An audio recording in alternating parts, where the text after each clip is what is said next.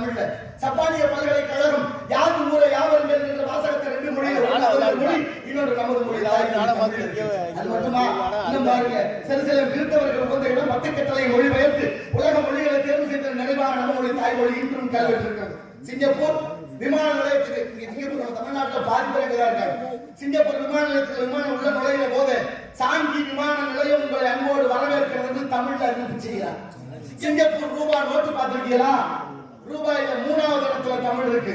கையில வச்சிருக்க ரூபாய் நோட்டு எடுத்து எத்தனாவதுல தமிழ் இருக்கு பாருங்க. நம்ம இந்தியா உலக நாடுகளிலே 6 நாடுகளில் ஆட்சி மொழியாக தமிழ் இருக்கு.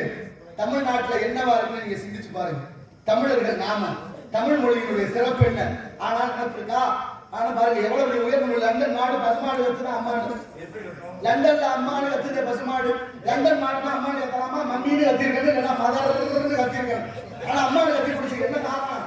தமிழ் மொழியினுடைய சிறப்பு லண்டன் மாடு இருக்கு. நம்ம நாட்டை பல எரும மாடு தமிழை தொடர்ச்சியதான் மிச்சம். எங்க போய் சொல்ல தமிழ நாட்டிலையும் தமிழ் இல்ல, தமிழ நாட்டிலையும் தமிழ் இல்ல, தமிழ வீட்டிலையும் தமிழ் இல்ல. தமிழ் என்று சொல்ல வருதான் நாக்கு.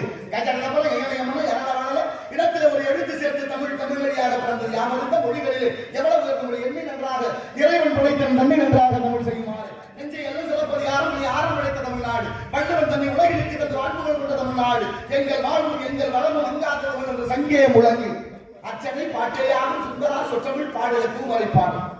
அப்படி பெரிய புராணம் சொல்லுது. எவ்வளவு உயர்ந்த மொழி, எவ்வளவு உயர்ந்த குணம், எவ்வளவு உயர்ந்த தத்துவம். அத்தனைக்கு சொந்த காரணம் தென்னாடுடைய சிவனை போற்றி எல்லாத்தவர்க்கு இறைவா போற்றி என்று தமிழ்நாட்டுக்கு சிவனுக்கு அந்தவர்க்கே பெருமைங்க வாழ்ந்தவர்கள் பிறந்தவர்களுக்கு எல்லாம் என்பதை அறிவார்ந்த தமிழ் சமூக சிந்திகள். யார் இல்ல தமிழ்ல பேர் வச்சிருக்கமா? இல்ல. யாசிகா, அவர்கா, பிருத்திகா, தர்சினி, மகிஷா, சர்மா, குருமா, வர்மான் பேரு. நல்லதோர் வீணை செய்து நலங்கட புழுதிகள் எறிவதுண்டோ சொல்லடி சிவசக்தி சுடர்ந்து வழிபோடு என் படைத்தான் என்றான் பாரதி. நான் கேட்கிறேன், வடநாட்டில் யாராவது பாரதியின் பேர் வச்சிருக்காங்களா? பாபு சிதம்பரம் பேர் இருக்கா? இங்க இருக்க நம்ம சுதந்திர நாட்டு தியாகிகளுடைய பேர் அங்க வச்சிருக்கோமா? எவனும் வைக்கல. நம்ம காளி கற்ப அந்த கோயிலுக்கு அந்த சாமி இருக்க அங்கே கோயில் வச்சிருக்காங்களா? இல்ல. அதை தெளிவாத்தான் இருக்கிறேன். ஆனா அங்க உள்ள அத்தனை இங்க வச்சிருக்கோம். காந்தி, நேரு, பகத்சிங், சுபாஷ் சந்திரபோஸ், சிவாஜிங்கிற பேர் இங்க இருக்கு. எல்லாருக்கும் கோயில் இங்க வச்சிருக்கோம். அப்ப நம்மளுடைய சிந்தனை என்ன? நம்ம போற பாதை என்ன? நம்ம சமூகம் எப்படி மாறிக்கொண்டிருக்கிறது? வரலாறு மிக முக்கியம். அத்தனையும் எழுதப்பட்டுக் கொண்டிருக்கிறது. ஆனாலும் அவரவர் சமூகத்திற்கு வரலாறுகளை மாற்றி அமைத்துக் கொண்டிருக்கிறார்கள். என் அறிவார்ந்த தமிழ் சமூகம் விழித்துக் கொள்ள வேண்டும் என்ற அதான் எனக்காக இல்ல.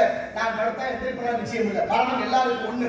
எல்லாரும் இறக்கத்தான் போறோம். ஆனால் வாடகை வீடான இந்த பூமியை வரும் சந்ததியினருக்கு சரியாக விட்டு செல்லவில்லை என்றால் குடியிருக்கிற நாடகர்கள் நம்மை தண்டித்து விடுவார்கள். மனதில் கொள்க. ஆகினால் ஒவ்வொரு விதமாக வளர்கிறது. நாமளும் தமிழர்கள் தமிழ் வளர்ப்போம். தமிழ் இயற்கை நாடகம் என்ற முத்தமிழ் பாருங்க. டெல்லி வழியாக ஹிந்தி வளர்க்கிறார்கள், கோயில் வழியாக சமஸ்கிருதம் வளர்க்கிறார்கள், கல்வி வழியாக ஆங்கிலம் வளர்க்கிறார்கள், இசை வழியாக தெலுங்கு வளர்க்கிறார்கள். எது வழியாக தமிழ் வளர்க்க போறோம்? தமிழர்களே, தமிழ் மிக உயர்ந்த மொழி. தமிழ் உலகத்துக்கே மூத்த மொழி. தமிழ் அத்தனை மொழிகளுக்கு மூத்த மொழி. தமிழ் நம்மை வாழ வைக்கும் மொழி. உயிரெழுத்து 18, மிகெழுத்து 18, உயிர் எழுத்து 216, ஆயுத எழுத்து 1, ஆக மொத்தம் 747 எழுத்து. எந்த மொழிக்கும் இல்லாத சிறப்பு இந்த மொழிக்கு ஒரு எழுத்து பொருள் தரும். ஆமோதிக்கிறது. பை சுமப்பது, தீ சுடும், ஈ பறக்கும். எத்தனை பார்த்தீங்களா? ஒரு எழுத்து நமக்கு பொருள் தரக்கூடிய அவ்வளவு உயர்ந்த மொழி. இலக்கணம் வகுத்த மொழி. சொல் பொருள் யாப்பு அணி எழுத்து என்று சொல்லக்கூடிய இலக்கணம் வகுத்தது அடைமொழி எந்த மொழிக்கும் கிடையாது, தமிழுக்கு தான். அதனால சங்கத்தமிழ், அதில் குங்கத்தமிழ், அதில் முந்து தமிழ் மாலை கோடி மொழி என்று அருணகிரியார் பாடுகிறார். தமிழர்களாகிய நாம தமிழ் வளர்ப்போம். நாளைய தலைமுறையான பிள்ளைகளுக்கு தமிழ்ல பேர் வைப்போம். தமிழ் நம்மை வாழ வைக்கும் என்பதை உணர்ந்து வருகிற கேள்வி ஆகினாலே ஏன் வருகிறார்? சுத்தம்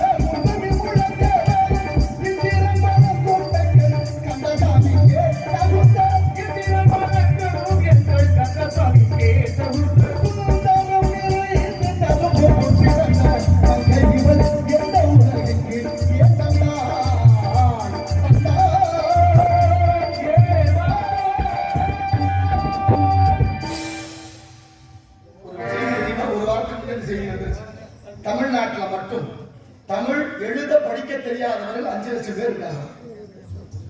தமிழ்நாட்டுல தமிழ் எழுத படிக்காத தெரியாதவர்கள் 5 லட்சம் பேர் இருக்கிறாங்கன்னா நாங்க தான் தமிழ் வளர்த்தோம்னு சொல்றவங்க என்ன செய்யணும் சொல்லுங்க. பொண்ணு கொடுத்தவங்க பொண்ணு எடுத்தவங்க சந்திக்கிறான். எப்படி கூப்பிடுறான்? வாங்க சம்பந்தி. அவங்க எல்லாம் ஆமா சம்பந்தின்னு சோறு விட்டு போறாரு. சம்பந்தினா உச்சரிப்பு தப்பு. சம்மனா நல்ல, பந்தினா உறவு சொல்லணும். ஆனா சம்மனா நல்ல, மந்தினா குரங்கு. வாங்க நல்ல குரங்குங்கிறான். அவரும் ஆமா குரங்கு அது கூப்பிடப்பட என்ன சொல்லணும்? சம்பந்தி பானா இருக்கணும். பந்தம்னா உறவு. ஞான சம்பந்தம் பேர் இருக்கு. ஞானம்னா அறிவு, பந்தம்னா தொடர்பு. அறிவோடு தொடர்புடையதுனால இருக்கு ஞான சம்பந்தம். இப்ப தாமதம் வந்தா என்ன சொல்றோம்? லேட்டு. லேட்டுன்னா எல்லாரும் சொல்றோம். லேட்டுன்னா என்ன அர்த்தம்? செத்து போனவங்கள சொல்ற வார்த்தை. லேட்டுங்கிறது ஆங்கில வார்த்தை. அப்ப தமிழர்களாகிய நாம உயிரோடவே சாகலாமா? அப்ப லேட்டுன்னு சொல்லக்கூடாது தானே? 77 ஆண்டு காலமா அந்த மக்களை பாமரர்களாகவே வைத்திருக்கிறார்கள். பாமர மக்கள், விடியா பாமர மக்கள் அப்படின்னு சொன்னாங்க. எதுக்கா பாமரர்கள்? பாமரர்கள் என்ன அர்த்தம்? அறியாமல் இருக்காங்க, அறிவு தெளிவில்லைன்னு அர்த்தம். அறியாமல் அறிவு தெளிவில்லாமல் இருப்பதற்கு காரணம் கல்வி சரியா போயிச்சாரு, படிக்கல. அதான காரணம். 77 ஆண்டு காலமா அந்த மக்களை படிக்க வைக்காம நீங்க என்ன வேலை பார்த்தாங்கன்னு தெரியல. நம்ம கல்லத்துக்கு பெரிய ஆனாலும் பாருங்க, இந்த இடத்துல யோசிக்க வேண்டிய விஷயம். லேட்டுன்னு சொல்றது புரியுது, லேட்டுன்னு சொல்லக்கூடாது. இந்த பாமர மக்கள் சொல்லலாம், இந்த நாட்டோட அவலங்களை உயர்ந்த பதவியில் இருக்க அதிகாரிகளோட லேட்டுங்க அப்படின்னா தமிழ் என்ன லட்சணத்துல இருக்கு பார்த்தீங்களா? இந்த தமிழ் வாழக்கூடிய தமிழை சரியா பேசுறதுனால நமக்கு ஆயுசு 120 வருஷம், 120 வயசு இருந்துச்சு. இன்னைக்கு நிலைமை மாறி போச்சு, உணவுகள்லாம் நஞ்சா போச்சு, ஆரோக்கியம் இல்லாமல் போயிட்டு இருக்க. என்ன காரணம்? சாப்பிட்ற சாப்பாடு சரியில்லை, உப்பு சரியா இல்லை, உப்புல அயோடிங்கிற கலந்து போச்சு, அயோடிங்கிற நஞ்ச கலந்து தான் விற்கிது. அந்த அயோடின் தான் பெண்களுக்கு தைராய்டு நோய், கர்ப்பப்பை புற்றுநோய் அத்தனைக்கு இருக்கு. ஒரு விஷயம் தெரியுமா? 90% பெண்களுக்கு ஒரு பக்கம் மாறுபாடு இல்லை தமிழ்நாட்டில். எவ்வளவு பெரிய கொடுமை தெரியுமா? இதுக்கெல்லாம் காரணம் புற்றுநோய். எங்க வந்துச்சு? காரணம் உப்பு. முதல்ல நீங்க ஈரோடு இருக்கு பாருங்க, மஞ்சள் மாநகரம், மஞ்சளுக்கு பேர் போன மாநகரம் ஈரோடு புற்றுநோய்க்கு முதலிடம் வகுக்குது. ஆய்வு சொல்லுது. தடுக்க வேற வழி, தடுக்க இருக்காது. இங்க என்ன தெரியுமா? திட்டம் போட்டு திருடுற கூட்டம் திருடிக்கிட்டே இருக்கு, சட்டம் போட்டு தடுக்கிற கூட்டம் தடுத்துக்கிட்டே இருக்கு. திருடராய் பார்த்து திருந்தாவிட்டால் திருட்ட ஒழிக்க முடியல. என்ன பிள்ளைங்க விட்டு தொட்டிலையும் ஆடி கொண்டிருக்கிறோம். எப்ப திருந்துவோம்? நம்மளும் திருந்ததுக்கு வாய்ப்பு இல்லை, அவங்களும் திருந்த. அப்ப என்ன அர்த்தம்? எல்லாமே குற்ற சமூகமாக ஆரம்பிக்கிறதா நியாயம். நாங்க செய்யற தவறு கூட உங்களுக்கு தெரியும். என்ன அந்த இடத்துல தப்பா பாட இந்த எழுத்து உச்சரிப்பு இல்லை, ஏன் தமிழ் தப்பா சொல்றேன்னு சொல்ற அளவுக்கு நீங்க மாறணும். தமிழ் அதுக்காக இங்க யாராவது வாத்தியாரி வந்திருந்தா உங்க காலில் கும்பிட்டு கேட்டுக்கிறேன். தமிழ் சரியா சொல்லிக் கொடுங்க. தமிழ் நம்ம வாழ வைக்கும் மொழி. உலக நாடுகள் எல்லாம் தமிழை போற்றுகிறது. தெரியுமா?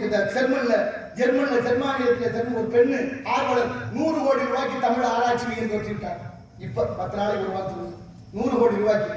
அயல் நாடுகள் எல்லாம் தமிழை போற்றி விரும்பி படிக்கிறார். நம்ம தமிழர்களாகிய நாம தமிழை போற்றுவதில்லை. அதனுடைய விளைவு மந்திர மாணவெல்லாம் தமிழை கையெழுத்தார். ஒரு மன்னர் வேட்டை போலான்னு கிளம்பினாரா, மழை வந்தாலும் வருமையான மந்திரியை பார்த்து கேட்கிறாரு. மந்திரி பார்த்துட்டு சொல்றாரு மழை வராது போகலாம்ட்டாரு. வேட்டை கிளம்பி போயிட்டு இருக்காரு படை பரிவாரத்தோட. அந்த நேரம் பார்த்து ஒரு விவசாயி ஒரு கிழிஞ்ச கோவணத்தை கட்டிட்டு தோல்ல ஒரு மண்வெட்டியை வச்சுக்கிட்டு தலையில ஒரு கூடையோட கையில ஒரு கல்வியை பிடிச்சிட்டு வர. பாவம் விவசாயி யார் நாட்டில் மதிக்கிறார். அவர் என்ன பண்ணாரு? மெதுவா போய் மண்ணாண்டி போகாதீங்க, மேகம் கடுமையா இருக்கு, இன்னும் கொஞ்ச நேரத்துல மழை வர போகுதுன்னு சொன்னாரு. பையா மந்திரி சொல்லிட்டாரு மழை வராது, நீ என்ன சொல்றான்னு தட்டி கழிச்சுட்டு மன்னர் போனாரு. மழை வந்துச்சு, நனைஞ்சாரு, திரும்ப அரண்மனைக்கு வந்தாரு. இப்ப மன்னருக்கு கொஞ்சம் சங்கடம். மந்திரி சொன்னா மழை வராதுன்னு அதை நம்பணும், நடக்கல. ஆனா விவசாயி சொன்னா மழை வரும்னு அதை நம்பல, ஆனா நடந்துருச்சு. விவசாயி சொன்னது எப்படி? விவசாயிக்கு எப்படி மழை வர விஷயம் தெரியும்? கூப்பிடி ஆளுட்டு அப்படின்னா அவரை விட்டா விவசாயி வந்தாரு. எப்படியா நீங்க சொன்ன மாதிரி மழை வந்துட்டு உனக்கு எப்படி தெரியும்? எனக்கு என்னங்க தெரியும்? நிலம் கிடந்தா உழுந்தா விளைஞ்சா அறுப்பா வந்து திருப்பி செத்தா எங்க தலையில ஏறிட்டாங்க, ஒன்றும் புரியல. ஆனாலும் என் வீட்டு கழுதைக்கு தெரியுங்க மழை வர விஷயம். கழுதைக்கு மழை வர விஷயம் தெரியுமா? ஆமாங்க ஐயா. எப்படி? நீங்க வரும்போது ஒரு கழுதை கையில பிடிச்சிட்டு வந்தனா? ஆமா. அந்த கழுதை காது 2 முன்னாள் எப்படி நீட்டி இருந்துச்சு? ஆமா. அப்படி நீட்டி இருந்தா மழை வரும். நாங்க காலகாலமா பசுவனை பண்ணி வச்சிருக்கோங்க, அதனாலதான் சொன்னேன்னு. இது இல்ல முக்கிய விஷயம் அப்படின்னு அவர் சொன்னார் விவசாயி. மன்னருக்கு ரொம்ப சந்தோஷம். கழுதைக்கு மழை வர விஷயம் தெரிஞ்சு போச்சு. ஏற்கனவே மந்திரி ஒருத்தர் இருந்தான்ல, அவனை தூக்கிட்டு கழுதையை மந்திரி ஆக்கிட்டாரு. ஆமா, மழை வர விஷயம் மந்திரிக்கு தெரியல, கழுதைக்கு தெரிஞ்சு வச்சு அப்பனுக்கு மந்திரி. அதனால கழுதையை மந்திரி ஆக்கியாச்சு. கழுதையை மந்திரி ஆக்கினதும் போதும், நம்ம நாட்டை கண்ட வந்த கழுதையெல்லாம் மந்திரி பதவியாச்சு. நம்ம கிணத்துக்கு தெரிய கொஞ்சம் சுதாரிப்போம், சிந்தனையோடு இருக்கும். நான் கவலைப்படுறதெல்லாம் உணவு அத்தனையும் தலைகளா மாறி போச்சு. இந்த பிள்ளைகளுக்காக நாளைய தலைமுறை பிள்ளைகளை நாம் வளர்க்க வேண்டும் சரியான பாதையில். வருகிறான் காவலன், அவனை சந்திப்போம். பிறகு நம்ம